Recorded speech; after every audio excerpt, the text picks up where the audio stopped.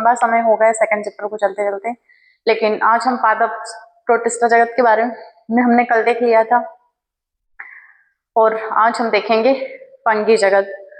हमारा 5 kingdom classification अभी चल रहा है जिसमें हमने मोनेरा को कंप्लीट कर लिया, प्रोटिस्टा को कंप्लीट कर लिया। आज हम देखेंगे फंगी यानी कि कवक जगत को। तो आइए बिना कुछ देरी किए हम अपने टॉपिक की शुरुआत करते हैं।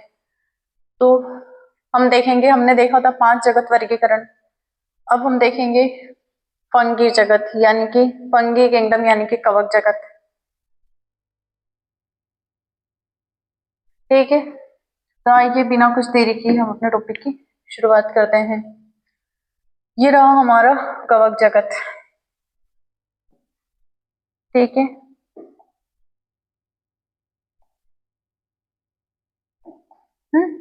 ये रहा हमारा कवक जगत। ये किसने दिया था? ये भी आर.एच. विटेकर ने दिया था। ठीक है, इनके लिए फंगी यानी कि जो फंगस होते हैं उनके लिए अलग अलग वर्ग बनाया था। तो ये रहा हमारा फंगी किंगडम।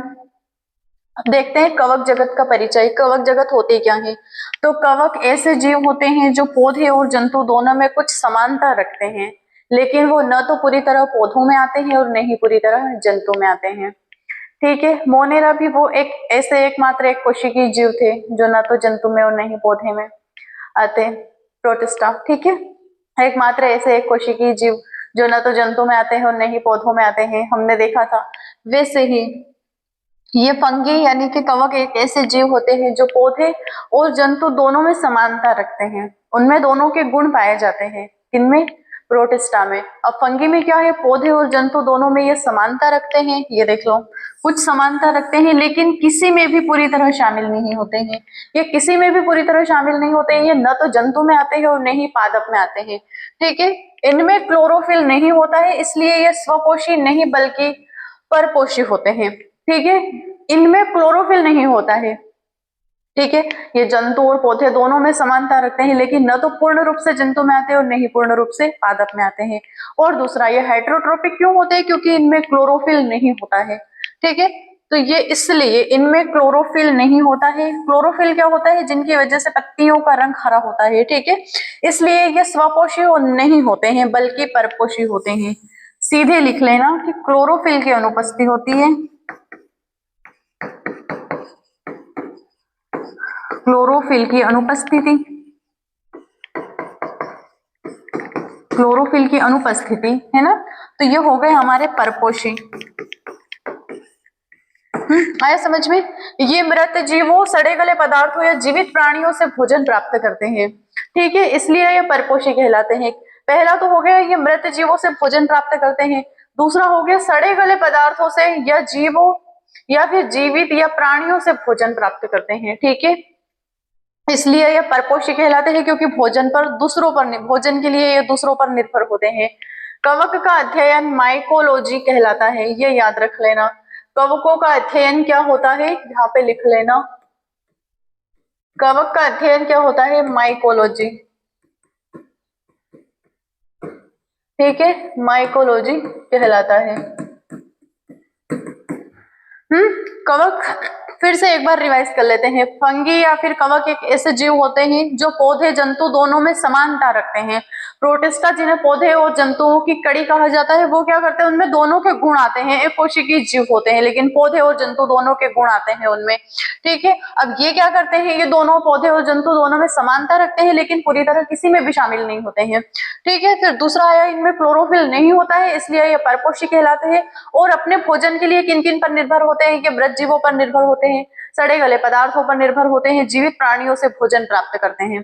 ठीक है, कवक का अध्ययन माइकोलॉजी कहलाता है। अब ये जो कवक शब्द है ये किससे लिया गया था?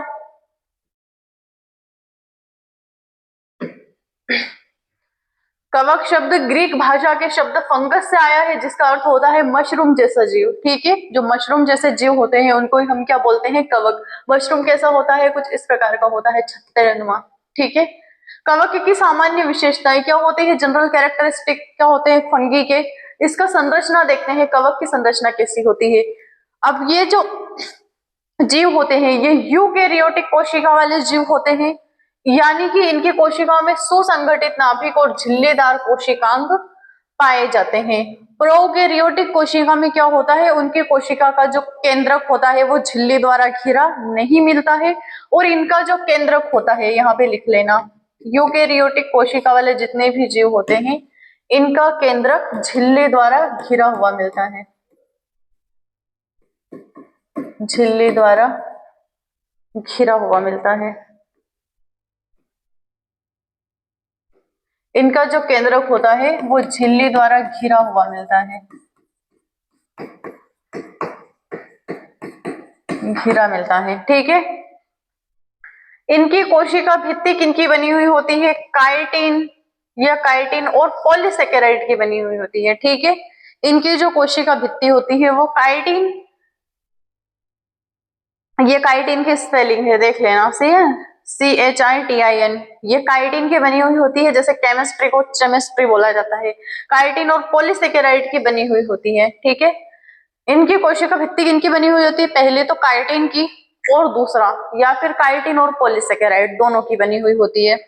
फिर यह विशेषता पौधों से अलग करती है क्योंकि पौधों में सेल्यूलोज की दीवार होती है। ये जो विशेषता होती है इनको, ये पौधों से अलग करती है क्योंकि पौधों की जो कोशिका भित्ति होती है वो किनकी बनी हुई होती है, पौधों की कोशिका भित्ति किनकी बनी हुई होती है, सेल्यूलोज की, ठीक है। यह विशेषता पौधों से अलग करती है क्योंकि पौधों की जो कोशिका भित्ति होती है वो सेल्यूलोज की बनी हुई होती है। दीवार या कोशिका भित्ति एक ही बात है, ठीक है। कोशिका की संरचना, कोशिका की संरचना या फिर शरीर की संरचना देख लेते हैं कि कवकों का शरीर कैसा होता है। वैसे इनकी कोशिका भित्ति किनकी बनी हुई होती है, काइटिन की बनी हुई होती है, काइटिन की कोशिका भित्ति होती है, और पॉलीसेकेराइड की। हमने कार्बोहाइड्रेट देखे थे तब देखे थे कि पॉलीसेकेराइड क्या होते हैं, सेकेराइड्स, ठीक है। काइटिन और पॉलीसेकेराइड्स की बनी होती है। शरीर की संरचना, बॉडी स्ट्रक्चर क्या होता है, कवक एक ऐसा शरीर रेशे के जाल के रूप में होता है जिसे माइसीलियम कहते हैं, ठीक है। कवक का शरीर रेशे के जाल के रूप में होता है। कवकों का शरीर जो होता है वो ऐसे ऐसे जाल के रूप में होता है, फाइबर का जो जाल होता है ऐसे, जैसे इन्हीं जाल को हम जियोग्राफी में पढ़ते हैं तो क्या देखते हैं, ग्रिड कहलाता है। ये भी एक तरीके का ग्रिड है, जैसे कि ये हमारी पृथ्वी है, अब ये सारी लाइनें हमारी पृथ्वी की देशांतर लाइनें होती है। देखा था हमने जब क्लास 6 की जियोग्राफी पढ़ी थी एनसीईआरटी में, ऐसे ऐसे ये इक्वेटर है, ये हमने देखा था। तो ये क्या है, ये एक जाल होता है। ऐसा ही जो फंगी होते हैं उनके बॉडी स्ट्रक्चर पर भी ये जाल मिलता है, ठीक है। प्रत्येक जो जाल होता है, जैसे कि ये वाला, ये एक जाल हो गया, एक स्क्वायर एक जाल हो गया, ये वाला एक जाल हो गया, इनको क्या बोलते हैं, इनको हाइफा बोलते हैं।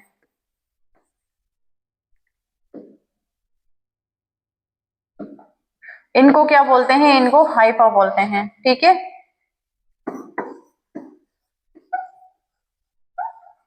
प्रत्येक जाल को क्या बोलते हैं या फिर प्रत्येक रेशा को क्या बोलते हैं, हाइफा बोलते हैं। ये देख लो, प्रत्येक रेशा क्या कहलाता है, हाइफा कहलाता है। हाइफा भी जो होते हैं, ये जो जाल होते हैं कवकों का, ये जाल दो प्रकार का होता है, ठीक है। प्रत्येक जो जाल होता है वो दो प्रकार का होता है। पहला होता है सेप्टेट हाइफा। ये क्या होता है सेप्टेट हाइफा, देखते हैं। ये जो सेप्टेट हाइफा होता है ये विभाजित जैसे एस्पेरोगेल्स में जो पाया जाता है, ठीक है। एस्परगिल्स जो होती है, इनकी कवकों की संरचना होती है, उनमें पाया जाता है, विभाजित होता है। फिर दूसरा होता है कोएनोसाइटिक हाइफा। ये क्या होता है, कोएनोसाइटिक हाइफा, ये बिना विभाजन जैसे कि राइजोपस में पाया जाता है। इनमें भी दो प्रकार के ग्रिड पाए जाते हैं। फिर तीसरा है कोशिकीय प्रकार। इनका कोशिकीय प्रकार क्या होता है, पहला तो बॉडी स्ट्रक्चर हो गया कि हाइफा द्वारा एक जाल बना हुआ होता है, एक ग्रिड बना हुआ होता है। वो ग्रिड भी दो प्रकार का होता है, पहला होता है सेप्टेट हाइफा और दूसरा होता है कोएनिशेटिव हाइफा या फिर कोएनोशेटिक या फिर साइटिक हाइफा। फिर तीसरा है कोशिका प्रकार। इनकी कोशिका का प्रकार देख लेते हैं कैसे है। कुछ तो कवक एक कोशिकीय जीव होते हैं, कुछ जो कवक होते हैं वो एक कोशिकीय होते हैं, जैसे कि यीस्ट, सेक्रोमाइसिटीज, ठीक है। यीस्ट का प्रकार क्या होता है, सेक्रोमाइसिटीज में आता है। फिर अधिकांश कवक बहुकोशिकीय होते हैं, कुछ तो यूनिसेलुलर होते हैं, कुछ मल्टीसेलुलर होते हैं, ठीक है। जैसे कि म्यूकर राइजोपस, और ये कौन सा हो गया, एग्रीकस। अब इनमें पोषण का तरीका कैसा होता है ये भी देखते हैं। पहला हो गया कोशिका स्तर या फिर कोशिकीय प्रकार। इन कवकों में इनकी कोशिका किस प्रकार की पाई जाती है, या फिर कौन कौन से कवक में कौन कौन से कोशिका के जीव पाए जाते हैं। तो पहला हो गया, कुछ कवक तो यूनिसेलुलर होते हैं, यानी कि एक कोशिकीय जीव होते हैं, जैसे कि येस्ट। अब ये जो सेक्रोमाइसिटीज है या फिर सेक्रोमाइसिस जो है, इसका एक प्रकार है। इस प्रकार के कवक में यस्ट नामक कवक आता है, ठीक है। अब अधिकांश कवक जो होते हैं वो बहुकोशिकीय होते हैं, जैसे म्यूकर, राइजोपस, एग्रीकस। आ गया। अब पोषण का तरीका देखते हैं इनमें कि पोषण किस प्रकार का होता है इन फंगी में या फिर कवक में पोषण किस प्रकार का होता है, ठीक है। पोषण का तरीका कुछ, अब कवक जो होते हैं वो परपोषी होते हैं, यानी कि अपना भोजन स्वयं नहीं बनाते हैं, ये तो पता चल गया। इनमें पोषण मुख्य 3 प्रकार से पाया जाता है। परपोषी तो होते हैं, लेकिन सभी परपोषी में भी पोषण 3 प्रकार से होता है। पहला प्रकार होता है सेप्रोफाइटिक। ये सेप्रोफाइटिक क्या होता है, ये क्या करते हैं, सेप्रोफाइटिक प्रकार के जो कवक होते हैं वो अपना भोजन कैसे बनाते हैं, कैसे ग्रहण करते हैं, तो मृत और सड़े पदार्थों से भोजन प्राप्त करते हैं। ये मरे हुए और सड़े पदार्थों से इनका पोषण प्राप्त कर लेते हैं। क्या है, राइजोपस और म्यूकर, ये है ना बहुकोशिकीय जीव है, अभी पिछली स्लाइड में देखा था, ठीक है। अब दूसरा आ गया परजीवी। सेप्रोफाइटिक तो हो गया, परजीवी पैरासिट, ये क्या होता है, जीवित जीवों से भोजन प्राप्त करते हैं। प्यूसिनिया, ठीक है, प्यूसिनिया। और संजीवी, ये क्या होते हैं, सिम्बायोटिक, ये पारस्परिक लाभ के लिए साथ रहते हैं और क्या करते हैं, उदाहरण के लिए लाइकेन, कवक प्लस शैवाल दोनों का निर्माण करते हैं, ठीक है। और कौन कौन से होते हैं, माइकोराइजा, ये क्या होते हैं, कवक प्लस पौधों की जड़ों में मिलते हैं, ठीक है। आ गया समझ में। पारस्परिक लाभ के लिए साथ रहते हैं कौन, लाइकेन, कवक और पौधों की जड़ शैवाल में। फिर उदाहरण के लिए कौन इनमें, माइकोराइजा, कवक प्लस पौधों की जड़ों में। अब देखते हैं सेप्रोफाइटिक फंगी, ये क्या होते हैं सेप्रोफाइटिक फंगी, ये जो है सेप्रोफाइटिक मृत और सड़े पदार्थों से पोषण प्राप्त करते हैं कौन, राइजोपस और म्यूकर। ये सेप्रोफाइटिक फंगी इनमें या फिर सेप्रोफाइटिक पोषण है, इसलिए इन्हें सेप्रोफाइटिक प्रकार के फंगी कहते हैं। क्या करते हैं ये पर्यावरण के लिए बहुत उपयोगी होते हैं, क्योंकि ये मृत पदार्थों को विघटित करके पोषक तत्व पुनः मिट्टी में लौटा देते हैं। ये मृत पदार्थों से भोजन प्राप्त कर लेते हैं और उन्हें डिकम्पोज करके पोषक तत्व उपजाऊ मिट्टी के रूप में बना देते हैं, ठीक है। जितने भी इसके पोषक तत्व होते हैं वो मिट्टी में दबा देते हैं, ठीक है। इसलिए ये हमारे पर्यावरण के लिए बहुत उपयोगी है। कौन कौन से, राइजोपस और म्यूकर। सेप्रोफाइटिक फंगी में कौन कौन से आते हैं, राइजोपस और म्यूकर।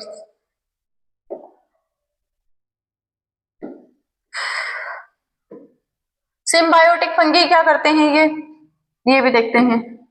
सिम्बायोटिक फंगी पौधों की वृद्धि में मदद करते हैं, जैसे कि माइकोराइजा, ये नाइट्रोजन का अवशोषण बढ़ाता है, ठीक है। ये क्या करते हैं, माइकोराइजा ये नाइट्रोजन के अवशोषण को बढ़ाने में मदद करता है। ये अधिकतर नम, गर्म और अंधेरे स्थानों में पनपते हैं। ये अधिकतर किनमें पनपते हैं, नम, गर्म और अंधेरे स्थानों में पनपते हैं। कुछ जलीय एक्वेटिक कवक भी पाए जाते हैं। कुछ जो जलीय होते हैं यानी कि एक्वेटिक जीव होते हैं वो कवक भी किन में पाए जाते हैं, मशरूम में, यानी कि फंगी, ठीक है। कुछ जलीय कवक भी पाए जाते हैं। उदाहरण के लिए राइजोपस रोटी पर लगने वाला फफूंद होता है। जो राइजोपस होता है ये रोटी पर लगने वाला फफूंद होता है। ये सड़े गले पदार्थों, मृत पदार्थों पर भी बैठता है और उन्हें डिकम्पोज करके मिट्टी में दबा देता है ताकि मिट्टी की उर्वरकता अच्छी बढ़ जाए, ठीक है। अब देखते हैं इनमें प्रजनन कैसे होता है। सिम्बायोटिक क्या करते हैं, ये जो संजीवी कवक होते हैं वो पौधों के लिए बहुत उपयोगी होते हैं। क्या करते हैं, पौधों की वृद्धि करते हैं। माइकोराइजा जो कवक होता है इनमें ये नाइट्रोजन के अवशोषण को बढ़ाता है, ठीक है। फिर क्या करते हैं, ये अधिकतर गर्म और नम और अंधेरे स्थानों में पाए जाते हैं, यानी कि ये गर्म स्थानों में मिल जाते हैं, ये नम स्थानों में भी मिल जाते हैं और ये अंधेरे में भी मिल जाते हैं, यानी कि उत्तरी और दक्षिणी ध्रुवों पर भी मिल जाते हैं, जहां पर 6-6 महीने का दिन और 6-6 महीने की रात होती है वहां पर भी ये मिल जाते हैं, यानी कि ये अनुकूल और प्रतिकूल परिस्थिति में मिल जाते हैं, ये बर्फीली चोटियों में भी मिल जाते हैं, तो ये विषुवतीय क्षेत्र में भी मिल जाते हैं, ये गर्म पानी के झरनों में भी मिल जाते हैं, ठीक है। तो अंटार्कटिका में दबी हुई बर्फ में भी ये मिल जाते हैं। फिर देखते हैं प्रजनन इनमें कैसा होता है। इनमें जो प्रजनन होता है वो 3 प्रकार का होता है, ठीक है। इनमें जो प्रजनन होता है वो 3 प्रकार का होता है। कैसा? पहला तो हो गया इनमें वानस्पतिक प्रजनन। वनस्पति प्रजनन में क्या है देखते हैं। वनस्पति प्रजनन भी 3 प्रकार का होता है, ठीक है। पहला हो गया खंडन, फ्रेगमेंटेशन। दूसरा हो गया विभाजन, फिजन, यानी कि एक ही कोशिका के केंद्रक का धीरे धीरे यहाँ पे केंद्रक होता है, इसका विभाजन होता गया। फिर वो केंद्रक कुछ इस प्रकार का हो गया, केंद्रक के अंदर ही विभाजन होने लगा लेकिन अलग नहीं हुआ। फिर जब केंद्रक का विभाजन पूर्ण रूप से हो जाता है तो पूरी कोशिका का ही विभाजन हो जाता है। तो एक कोशिका से इतनी स्टेज में 3 कोशिकाएं या फिर 2 कोशिकाएं बन जाती है। फ्रेगमेंटेशन में क्या होता है, बिना केंद्रक के ही, जैसे कि ये कोई कोशिका है, मान लो ये अमीबा है, अमीबा में भी विभाजन भी होता है और विखंडन भी होता है, ठीक है। एक कोशिका का विभाजन हो गया। फ्रेगमेंटेशन में क्या हो गया, यहाँ पर केंद्रक रखा हुआ है, फिर केंद्रक के साथ साथ कोशिका भी टूटेगी, जैसे कि ये केंद्रक खसक कर यहाँ आ जाएगा, केंद्रक अभी जुड़ा रहेगा लेकिन कोशिका का विभाजन हो जाएगा, ठीक है। लेकिन धीरे धीरे केंद्रक का भी विभाजन होने लगता है और पूर्ण रूप से फिर विखंडन होता है और एक केंद्रक 2 कोशिकाओं में बन जाता है। पहले इसमें कोशिका का विभाजन होता है खंडन में। फिर तीसरा होता है कली का निर्माण, ब्यूडिंग, ये यीस्ट में पाया जाता है। ये क्या करते हैं, ये कली का निर्माण करते हैं, ठीक है। अब देखते हैं अलैंगिक प्रजनन। वैसे ये खंडन और विभाजन का जो प्रजनन होता है वो मुख्य रूप से अलैंगिक प्रजनन में ही आता है, लेकिन अलैंगिक प्रजनन को भी देखते हैं कि कैसे होता है इन फंगी में अलैंगिक प्रजनन, ठीक है। अलैंगिक प्रजनन भी 3 प्रकार के बीजाणुओं यानी कि स्पोर्स के द्वारा होता है। पहला हो गया जू स्पोर, ये चलायमान स्पोर होता है, चलायमान कोशिका में विखंडन हो जाता है या फिर विभाजन हो जाता है और नई संतति की उत्पत्ति हो जाती है। एप्लेनोस्पोर, ये क्या होता है, अचल स्पोर, यानी कि एक कोशिका यहाँ पर रखी हुई है, कोशिका की स्ट्रक्चर कैसा भी हो सकता है, ठीक है, ध्यान न दें। ये हो गया अचल स्पोर, एक कोशिका यहाँ पर स्थिर है लेकिन केंद्रक भी स्थित होता है, लेकिन फिर भी केंद्रक का और इसका विभाजन हो जाता है। ये इसका केंद्रक है, यहाँ पे फ्यूल भरा हुआ होता है, ये रहा। होते हैं यूकैरियोटिक जीव, ठीक है, यूकैरियोटिक प्रकार के होते हैं क्योंकि इनका जो केंद्रक होता है ये इनके डीएनए गुणसूत्र वगैरह वगैरह जो भी रखा है केंद्रक एक झिल्ली के द्वारा घिरा हुआ मिलता है, यहाँ पर फ्यूल भरा हुआ होता है इसमें, ठीक है। फिर क्योनिडिया, ये क्या होता है, एस्पेरगिल्स और पेनिसिलियम में मिलता है, ठीक है। फिर एस्पेरोएंजियोस्पोर, स्पोरेंजियोस्पोर में क्या होता है, राइजोपस, ठीक है। ये स्पोरेंजियोस्पोर जो प्रजनन होता है वो किसमें होता है, अलैंगिक प्रजनन, ये राइजोपस में होता है। अब देखते हैं तीसरा लैंगिक प्रजनन। अलैंगिक प्रजनन भी 4 प्रकार का हो गया, कौन कौन सा, बीजाणुओं के द्वारा, अलग अलग प्रकार के बीजों के द्वारा इन कवकों में लैंगिक या फिर अलैंगिक प्रजनन होता है। चलायमान पहला हो गया ज़ूस्पोर, एप्लेनोस्पोर ये अचल स्पोर होता है, कोनिडिया ये किसमें होता है, एस्पेरोगिलस और पेनिसिलियम में होता है। स्पोरेंजियोस्पोर ये क्या किसमें होता है, राइजोपस में होता है। अब देखते हैं लैंगिक प्रजनन क्या होता है, ये रहा सेक्सुअल रिप्रोडक्शन इन फंगी। इनमें भी मुख्य 3 चरणों में होता है क्या, लैंगिक प्रजनन। पहला हो गया प्लाज्मोगेमी, ये क्या होता है, 2 कोशिकाओं का मिलन N+N अवस्था में होता है, ठीक है। कैरियोगेमी, ये क्या होता है, नाभिकों का संलयन होकर द्विगुणित अवस्था में मिलता है। मियोसिस या फिर नए बीजाणु बनते हैं, पुनः एक गुणित अवस्था मिलती है। यह प्रक्रिया बहुत महत्वपूर्ण होती है क्योंकि इसी से सेक्सुअल स्पोर बनते हैं, ठीक है। देखते हैं क्या होता है लैंगिक प्रजनन किनमें, फंगी में। पहला हो गया प्लाज्मोगेमी, पहला प्रकार तो हो गया प्लाज्मोगेमी, इसमें 2 कोशिका का मिलन होता है, जैसे कि एक कोशिका ये हो गई, एक कोशिका ये हो गई, दोनों का आपस में संलयन हो जाता है, ठीक है, दोनों का आपस में संलयन हो जाता है। कैरियोगेमी यानी कि नाभिकों का संलयन होकर द्विगुणित अवस्था बनाते हैं। इनमें पूरी पूरी 2 कोशिका का संलयन हो गया, किसमें, प्लाज्मोगेमी में 2 कोशिकाओं का संलयन हो गया अब ये जो कैरियोगेमी है ये नाभिकाओं का, दो नाभिका का संलयन होकर द्विगुणित यानी कि 2n अवस्था में मिलता है। ये कोई कोशिका है, इसका ये केंद्रक है, ये रहा। ये कोई कोशिका है या फिर इसका कोई केंद्रक हो गया, या फिर ऐसा भी हो सकता है कि एक कोशिका हो और दो नाभिक हो उसमें, ये रहा, ये रहा, इनका संलयन हो गया, इसका इससे संलयन हो गया, ठीक है, ये हो गया। फिर मायोसिस, नए जो बीजाणु बनते समय पुनः एक गुणित अवस्था आ जाती है, ये हो गई इनकी मायोसिस अवस्था। यह प्रक्रिया बहुत महत्वपूर्ण होती है क्योंकि इसी से सेक्सुअल स्पोर बनते हैं। ये जो मायोसिस वाली प्रक्रिया होती है, इनमें प्रजनन होने के बाद पुनः एक गुणित अवस्था में आ जाती है। यहाँ पर दो गुणित अवस्था में आ गई, वो 2n बन गया था, दो केंद्रक मिलते हुए, यानी कि दो केंद्रक का संलयन होकर 2n बन गया था, द्विगुणित अवस्था हो गई थी। मायोसिस में क्या होता है, द्विगुणित अवस्था होने के बाद पुनः एक गुणित हो जाता है, यानी कि ये जो दो केंद्रक है ये मिलते हुए पुनः फिर से एक बन जाते हैं, इसे बोलते हैं एक गुणित अवस्था।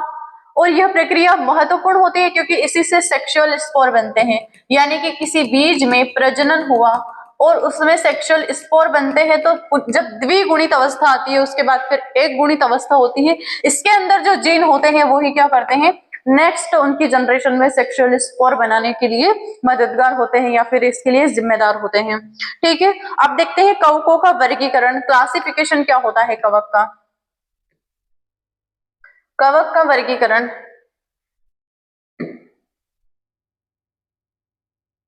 एनसीईआरटी के अनुसार कवक को है ना 4 भागों में विभाजित किया है। पहला हो गया इनका फाइकोमाइसिटिस। ये क्या होता है फाइकोमाइसिटिस, फाइकोमाइसिटिस सबसे आदिम प्रीमेटिव कवक वर्ग होता है, ठीक है। मुख्य विशेषताएं क्या होती है, जलीय या नम मिट्टी में पाए जाते हैं, ये जलीय और नम मिट्टी में पाए जाते हैं। इनकी हाइफा कोएनोसाइटिक होती है जो सेप्टा नहीं होता है, ठीक है। इनकी जो हाइफा होती है यानी कि इनका जो ग्रिड होता है, ये एक ग्रिड नुमा जो संरचना होती है, इनकी हाइफा कौन सी होती है, कोएनोसाइटिक, यानी कि सेप्टा नहीं होता है। ये जली में भी पाए जाते हैं, ये जल में भी पाए जाते हैं, समुद्र, गर्म झीलों सभी में पाए जाते हैं, और नम मिट्टी में भी पाए जाते हैं, यानी कि जो आर्द्र भूमियां होती है, वेटलैंड होते हैं, उनमें भी, दलदली भूमि में भी ये पाए जाते हैं, ठीक है। इनकी हाइफा कोएनोसाइटिक होते हैं, यानी कि सेप्टा नहीं होता है। अलैंगिक प्रजनन चलायमान ज़ूस्पोर या अचल एप्लेनोस्पोर द्वारा होता है। इनमें जो अलैंगिक प्रजनन होता है, ये जो फाइकोमाइसिटिस एक वर्ग होता है कवक का, उसमें जो प्रजनन होता है वो अलैंगिक होता है। यहाँ पे लिख लेना, प्रजनन कौन सा होता है, अलैंगिक होता है, ठीक है।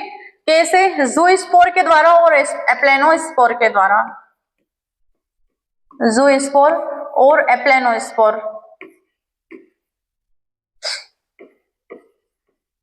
एप्लेनोस्पोर, ठीक है, ये हो गया। फिर लैंगिक प्रजनन ज़ूस्पोर के निर्माण से होता है।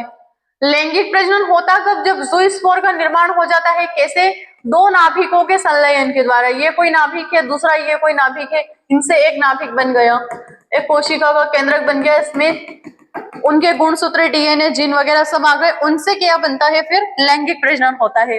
जब तक ज़ूस्पोर नहीं बनेगा तब तक लैंगिक प्रजनन नहीं होगा, ठीक है। उदाहरण के लिए राइजोपस म्यूकर और एल्ग्यू या फिर एल्ब्यूकोल, ठीक है, ये भी एक प्रकार का फंगी होता है।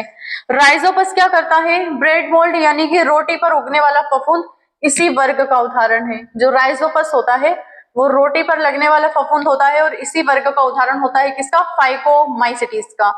अब देखते हैं एस्कोमाइसिटिस। पहला हो गया हमारा फाइकोमाइसिटिस, उसमें क्या होता है, राइजोपस आता है। अब देखते हैं एस्कोमाइसिटिस में क्या आता है। एस्कोमाइसिटिस, इनकी संरचना कैसी होती है, थैली कवक या फिर सेट फंगी, एक थैली के आकार की इनकी संरचना होती है। इनमें मुख्य विशेषताएं क्या होती है, तो ये स्थलीय, सेप्रोफाइटिक या परजीवी होते हैं, स्थलीय भी होते हैं, सेप्रोफाइटिक भी होते हैं। सेप्रोफाइटिक प्रकार का इनमें पोषण मिलता है, सेप्रोफाइटिक प्रकार का इनमें पोषण मिलता है, परजीवी होते हैं, दूसरों पर निर्भर होते हैं, सड़े गले मृत पदार्थों पर अपना पोषण करते हैं। हाइपोसेप्टिक होते हैं। अलैंगिक प्रजनन कोनिडिया के द्वारा होता है, ठीक है। इनमें अलैंगिक प्रजनन होता है, लेकिन किनके द्वारा होता है?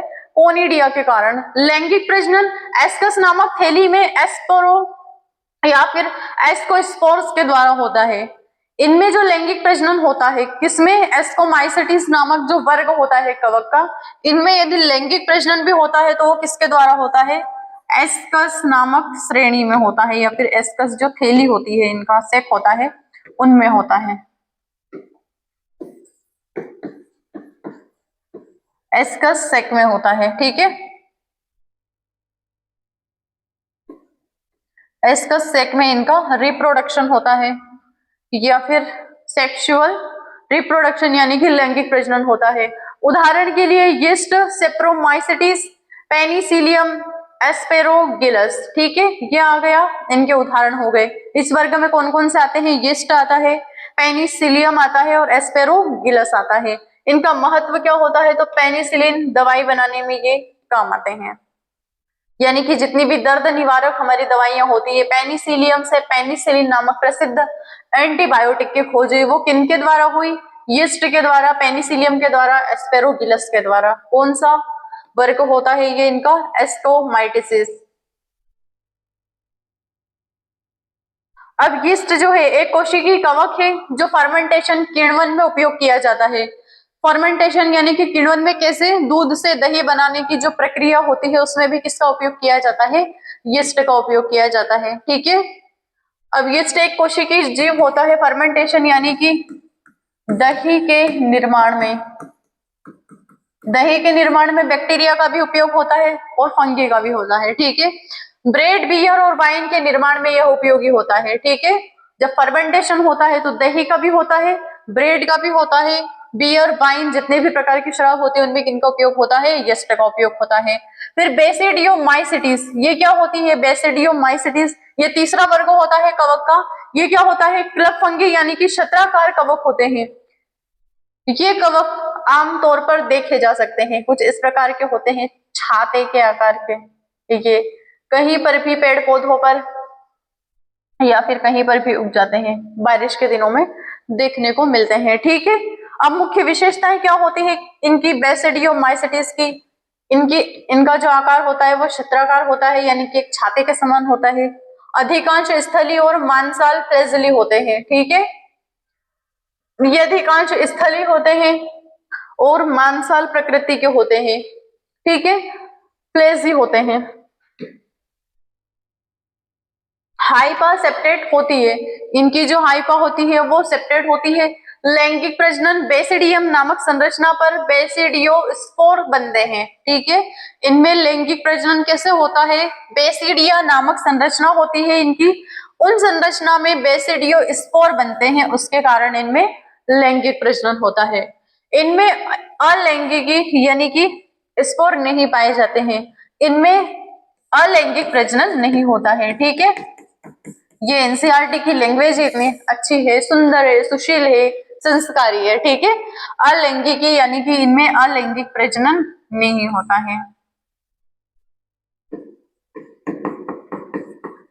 अलैंगिक प्रजनन नहीं होता है,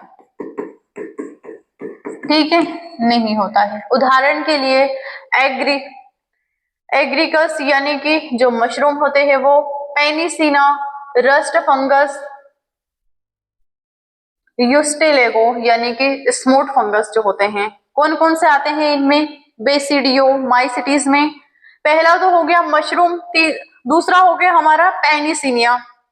ये वर्ग हो गया किसका? मशरूम का। क्या हो गया?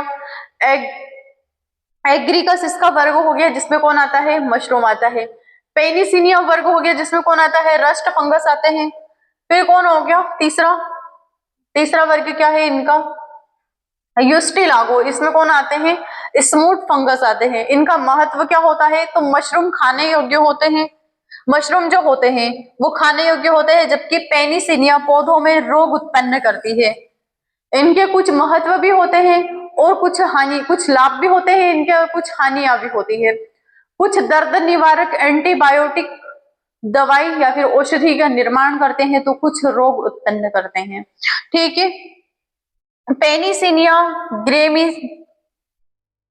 ग्रेमिनिस टिट्रिकी, ये गेहूं में रोग फैलाने वाला कवक होता है। पेनिसिलिया टिट्रिकी या फिर पेनिसिलिया ग्रेमिनिस टिट्रिकी। टिट्रिकी किसका नाम है? गेहूं का वैज्ञानिक नाम है। ठीक है, तो गेहूं में करन रोग पैदा करने वाला कवक होता है।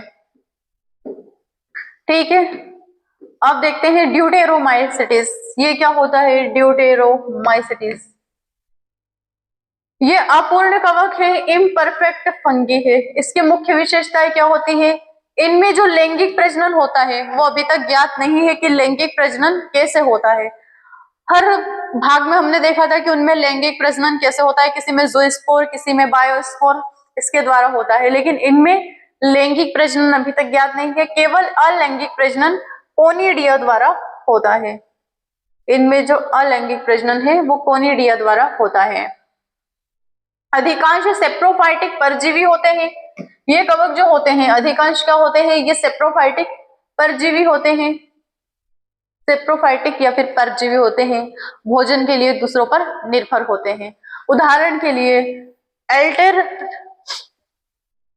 अल्टरनेरिया, कोलेटोट्रिकम या फिर ट्राइकोडर्मा। ठीक है, कुछ का उपयोग बायोलॉजिकल कंट्रोल यानी कि जैविक नियंत्रण में किया जाता है। ट्राइकोडर्मा एक बहुत उपयोगी कवक है जो पौधे की जड़ रोगों से रक्षा करता है। ठीक है, ट्राइकोडर्मा एक उपयोगी कवक है। जैसे कि पहले एक हानिकारक कवक था, वो क्या करता था? वो गेहूं के पौधों में करन रोग उत्पन्न करता था। और ये जो ट्राइकोडर्मा है एक उपयोगी कवक है जो पौधों की जड़ों से रोग यानी कि पौधों की जड़ों में रोग को बचाता है, या फिर पौधे की जो जड़ों में कुछ रोग लग जाता है उससे बचाता है। कवक का अधिक आर्थिक एवं पारिस्थितिकी महत्व देखते हैं कि लाभदायक इनमें भूमिकाएं क्या क्या होती है। कुछ कवक हानिकारक भी होते हैं, लेकिन अभी हम इनके लाभ देख लेते हैं, इनकी अच्छाइयां देख लेते हैं, फिर इनमें इनकी बुराइयां देखेंगे। अच्छाइयां भी जरूरी होती है और बुराइयां भी जरूरी होती है। ठीक है, तो कवक का आर्थिक एवं पारिस्थितिकी महत्व, लाभदायक भूमिका क्या होती है? पहले हम देखेंगे क्षेत्र, फिर देखेंगे उदाहरण और फिर देखेंगे उपयोग। लेकिन कुछ गड़बड़ा गए हैं यहाँ पर, आई थिंक क्लियर है। इनका क्षेत्र क्या होता है? औषधि निर्माण में इनका उपयोग किया जाता है, या फिर औषधि निर्माण में इनकी लाभदायक भूमिका होती है। कौन कौन से? पेनिसिलियम, नोटाटम और पेनिसिलिन।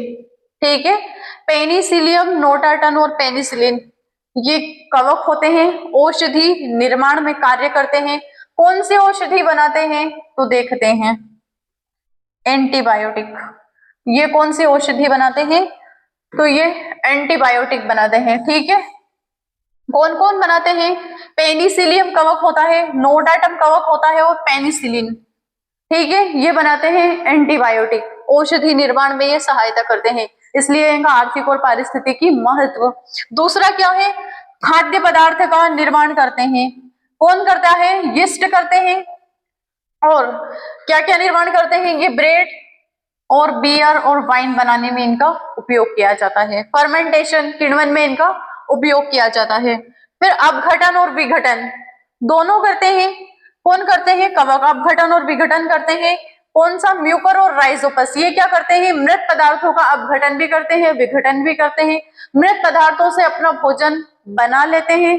परजीवी होते हैं, मृत पदार्थों से भोजन बना लिया, विघटन डिकम्पोज करके भूमि को उपजाऊ बनाने में यानी कि मिट्टी के पोषक तत्व, उनके जो पोषक तत्व होते हैं वो मिट्टी में मिलाने में सहायता करते हैं। ठीक है, फिर संजीवी संबंध, सिम्बायोटिक रिलेशन क्या होता है इनमें? तो लाइकेन और माइकोराइजा ये सिम्बायोटिक रिलेशन रखते हैं, नाइट्रोजन स्थिरीकरण करने में ये सहायता करते हैं और पर्यावरण को स्वच्छ रखते हैं, इसलिए इनका पारिस्थितिकी महत्व भी होता है फंगी का। अब सजीविता, सहजीविता या फिर उर्वरता में वृद्धि, डिकम्पोज करके पोषक तत्वों का पुनः चक्रण कर लेते हैं। अब इनकी हानिकारक भूमिकाएं देख लेते हैं कि हानिकारक भूमिकाएं क्या क्या होती है। प्रकार, पादप रोग उत्पन्न करते हैं। ठीक है, ये तो हो गया इनका प्रकार। इनके उदाहरण के कौन कौन से रोग उत्पन्न करते हैं और प्रभाव क्या करते हैं, कहां पर अपना असर दिखाते हैं। तो पादप रोग उत्पन्न करते हैं, कौन करते हैं? प्यूसिनिया। प्यूसिनिया नामक एक कवक होता है, यह क्या करता है? गेहूं में करण रोग उत्पन्न करता है। ठीक है, फिर भोजन का सड़ना, ये क्या करता है? ये राइजोपस और म्यूकर नामक जो कवक होते हैं, ये रोटी पर लगने वाले जो फफूंद होते हैं वो फल और सब्जी खराब कर देते हैं। रोटी, फल, सब्जी, इनको खराब करने में सहायता करते हैं कौन? राइजोपस और म्यूकर। भोजन को सड़ाने में इनकी हानिकारक भूमिका होती है। तीसरा, मानव रोग। मानव रोग में क्या करते हैं? कैंडिडा एल्बिकेनस, ये दोनों कवक होते हैं जो मानव रोग में सहायता करते हैं, यानी कि इनकी भी हानिकारक भूमिका होती है। त्वचा और मुख का संक्रमण। ठीक है, अब जो एलर्जी रोग उत्पन्न करते हैं वो कौन कौन से होते हैं? एलर्जी रोग उत्पन्न करने वाले कौन कौन से होते हैं? एस्पेरगिलस या फिर एस्पेरगिलस। ये क्या करते हैं? श्वसन संबंधी रोग उत्पन्न करते हैं। कवक के प्रमुख उदाहरण, इंपॉर्टेंट एग्जाम्पल ऑफ टेबल। ठीक है, इनके प्रमुख उदाहरण देख लेते हैं। पहला इनका वर्ग, उदाहरण और प्रमुख विशेषताएं। अब कौन से वर्ग में कौन सा कवक आता है? ये हो गया फाइकोमाइसिटिस। फाइकोमाइसिटिस में कौन सा कवक आता है? अभी देखा था, राइजोपस। एंड ब्रेड मोल्ड, रोटी पर फफूंद लगने वाला, ये इसकी विशेषता है कि ये रोटी पर फफूंद किससे लगता है? राइजोपस से लगता है। कौन से वर्ग का होता है? फाइकोमाइसिटिस का होता है। एस्कोमाइसिटिस, ये क्या करता है? ये यीस्ट करता है और क्या करता है? पेनिसिलियम, किण्वन और एंटीबायोटिक बनाने में सहायता करता है। पेनिसिलियम भी करता, पेनिसिलियम नामक औषधि है होती है, इनमें एंटीबायोटिक दवाई बनाने में सहायता करता है और किण्वन भी करता है। बेसिडोमाइसिटिस, ये रोग उत्पन्न करता है, ये क्या करता है? पाइकोमाइसिटिस वर्ग होता है। ये एस्कोमाइसिटिस, ये यीस्ट निर्माण करता है किससे? पेनिसिलियम, किण्वन और एंटीबायोटिक। ठीक है, अब जो बेसिडोमाइसिटिस होता है ये रोग उत्पन्न करता है किनका? गेहूं का। कौन सा कवक है? बेसिडियोमाइसिटिस इस कवक का वर्ग है। इसमें कौन सा कवक आता है? एग्रिकस। ये क्या करता है? प्यूसिनिया मशरूम गेहूं का रोग उत्पन्न करता है। ठीक है, प्यूसिनिया मशरूम होता है जो गेहूं का रोग उत्पन्न करता है, गेहूं में करन रोग में सहायता देता है। ड्यूटेरोमाइसिटिस, ये ड्यूटेरोमाइटिस क्या करता है? अल्टरनेरिया या फिर ट्राइकोडर्मा, पत्तों का रोग और फिर जैविक नियंत्रण में सहायता करता है। पत्तों का रोग बनता है, फिर बायोलॉजिकल कंट्रोल करके डीकम्पोज करके उर्वरक बना देता है। ठीक है, तो ये इनकी विशेषता हो गई, मुख्य वर्ग और उदाहरण। तो हमने क्या क्या देखा है कवक में? आज फंगी जगत में आज हमारा तीसरा जगत कंप्लीट हो गया। इसके बाद हमारा पादप जगत रहेगा, फिर जंतु जगत रहेगा, उसके बाद वायरस, वायरोइड और लाइकेन, इन सब के बारे में हम देखेंगे। ये रहा हमारा कवक जगत। कवक जगत पूरी तरीके से कंप्लीट हो चुका है हमारा। फिर कल हम देखेंगे पादप जगत, फिर जंतु जगत, फिर वायरस और वायरोइड और लाइकेन। कवक जगत देख लिया था हमने, क्या देखा था? ऐसे जीव होते हैं जो पौधे और जंतु दोनों में शामिल होते हैं या फिर दोनों में समानता रखते हैं। पौधों में भी समानता रखते हैं, जंतु में भी समानता रखते हैं, लेकिन कहीं पर भी इनको पूरी तरीके से शामिल नहीं किया जा सकता है। ठीक है, ये परपोषी होते हैं, इनमें क्लोरोफिल नहीं पाया जाता, इसलिए परपोषी होते हैं। मृत और सड़े गले पदार्थों से अपना भोजन प्राप्त करते हैं। किसी भी परिस्थिति में रह सकते हैं, कि एक्सट्रीम कंडीशन में रह सकते हैं, पूरी पृथ्वी पर मिलते हैं, जल, थल, वायु सभी में मिलते हैं। ठीक है, जलीय जीव भी होते हैं, नम मिट्टी में भी मिलते हैं। ठीक है, गर्म झरनों में भी मिलते हैं, समुद्र में भी मिलते हैं। कुछ औषधि निर्माण करते हैं तो कुछ रोग उत्पन्न करते हैं। ठीक है, फिर हमने कवकों का वर्गीकरण देख लिया था, इनमें प्रजनन कैसे होता है, इनका पोषण कैसे होता है, इनका ग्रिड कैसा होता है। ठीक है, ये सब हमने देख लिया था। प्रजनन भी इनमें 3 प्रकार का होता है, वनस्पति, अलैंगिक और लैंगिक प्रजनन। फिर कवक का वर्गीकरण देख लिया था, कवकों का वर्गीकरण किस आधार पर किया गया है। तो आज के लिए इतना ही, क्लास को देखते रहिएगा, पढ़ते रहिएगा। बाय, गुड डे, धन्यवाद। एंड कल हम देखेंगे पादप जगत। ठीक है।